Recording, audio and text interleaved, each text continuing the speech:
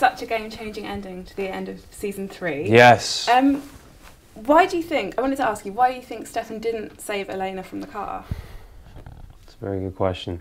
When I read that scene, well, actually, when I read it, I was sort of concerned that it was confused, and then we rehearsed it, and it was like the day of shooting, and I went, wait a minute, the way this is blocked, the way that we're doing this, I could very easily just grab Elena and bring her up to the surface, a vampire. And so I called the writers and I said, guys, this doesn't make any sense.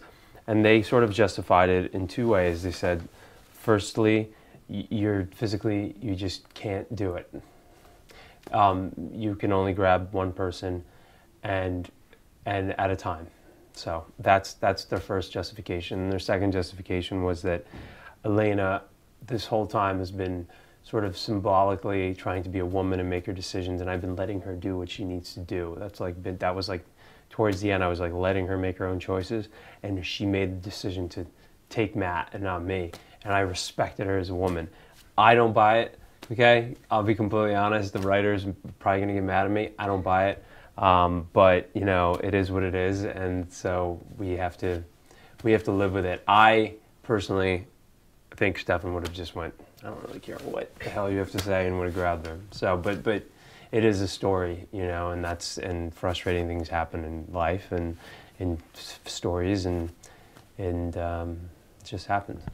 Do you think there'll be any consequences from that, from like Damon saying, why didn't you save her, or anything like that? I hope not. Maybe.